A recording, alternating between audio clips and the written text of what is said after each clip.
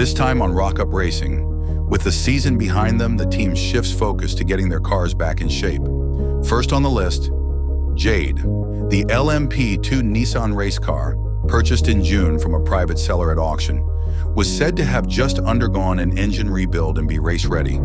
The team soon discovered that wasn't the case. Join them now as they begin investigating what caused Jade's issues during a test day at Snetterton in August. What they uncover is nothing short of astonishing.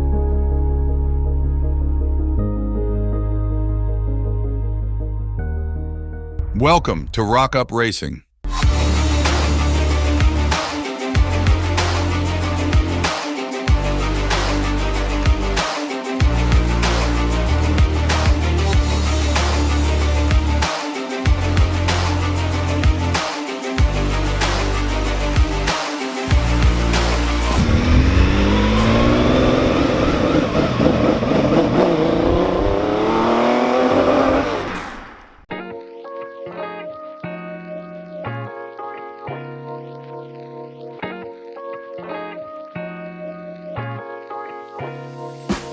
So having tested the Jade, I'm here with it now to do a leak down test, which is essentially a test which will determine if there's anything wrong with the engine.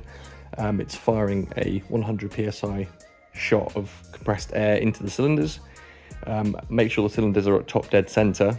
This can test for if it's got bad rings, if it's got bad valves, if it's got a head gasket or a cracked head issue. Or from where the leaking air is coming from. Just using your ear, you can hear where it's coming from.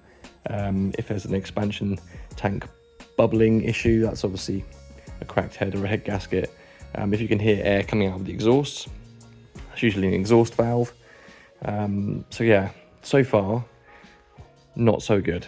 We've done this bank, these three, and the results are horrible.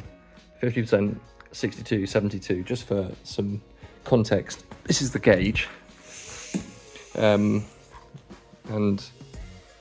that's your PSI pressure. Now, I did the 964 probably 2 months ago, and amazingly, even though that engine was built in, I believe, 2015, the tests came back between 3 and 7% for all 6. Anything above 20, you've probably got an issue, or at least an issue beginning to raise its head. And we're between 50 and 70%, so there's something seriously wrong with this engine, unfortunately.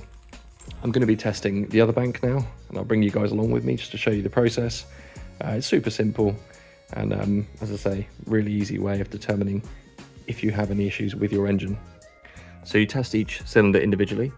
To remove the coils, this car is super cool. It has these little quick release connectors. You literally just twist them out like that, and there's a 4mm Allen key, and then you can pull the coil off the spark plug. So once it's out of the way, you can then get the socket on the plug and undo the plug.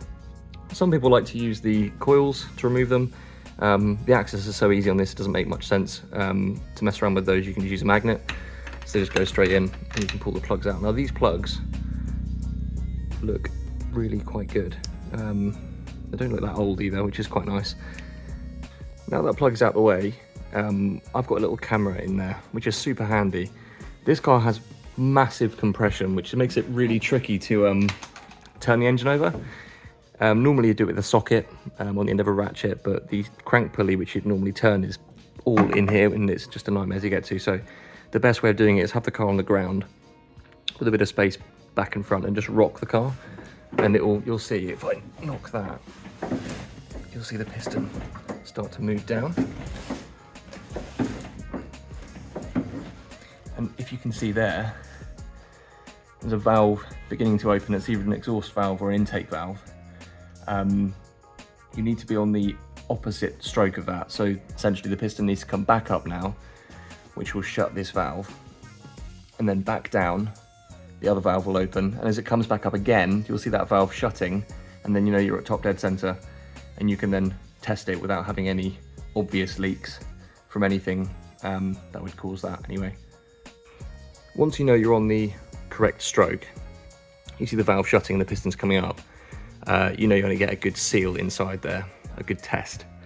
This is the bit that requires a little bit of ingenuity. You can pop something long enough down into there, which sits on top of the piston. So as the piston comes up, this also comes up, and it gives you an idea, as I'm rocking the car, when the piston's at top dead center, which I've marked with a little bit of tape, which has worked really well for those other three.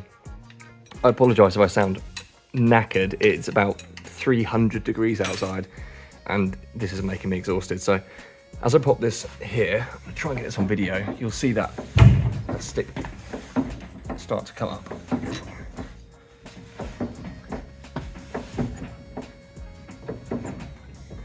And that's perfect. You can see the red tape is flush with the part where the coil sits, and that means the piston is exactly where it needs to be. So we can now test this cylinder for the leakage test.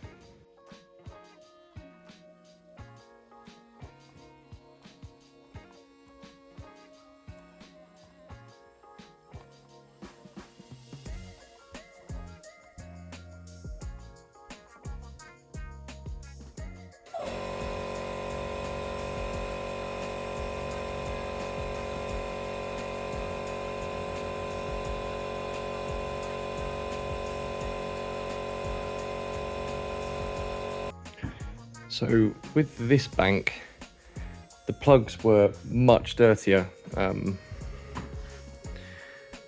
like black. They got a lot of carbon kind of build up on them. It's like unburnt fuel. Whereas this side had really clean plugs, but each three I tested was making the expansion tank in here with the coolant in it bubble pretty badly, which would suggest it's either got a cracked cylinder head or the head gasket's gone. Kind of tricky to fully diagnose it. We're going to do a compression test on it now, which is a similar test. It doesn't test for so many things, but it just allows us to kind of verify these results. You essentially put a gauge in, straight in, similar to this, and then you turn the car over, spins the engine round, and it builds up compression inside the cylinder walls. And it essentially allows you to test how much of the compression in the cylinder is actually being kept, and if any of it's being lost. If it's being lost, it then has potential issues with the cylinder piston rings or head gasket or something along those lines. But it's just a nice way of fully verifying these results. There's a little bit of error involved in it with obviously knowing exactly where the valves are, but the results we've got, I think, are fairly valid now, and they really aren't that great. As you can see on there, these are very high, especially that one. That had a huge leak coming out of the intake valve, I think. There was an exhaust valve leak as well. I'm fairly sure there could be a bent valve on this cylinder. I'm not too sure, but yeah, not ideal, obviously. But we'll dig a bit deeper and hopefully we can work out exactly what has gone wrong with this car that claims to have a rebuilt engine. Not too sure how true that is. With the results of the leakage and compression tests raising serious concerns, the team has no choice but to pull the engine for a full investigation. This means splitting the car in half as the entire rear section is connected to the gearbox. It's far from what they were expecting, but with their sights set on being track ready next season, the pressure is on to get this racing machine back in action quickly.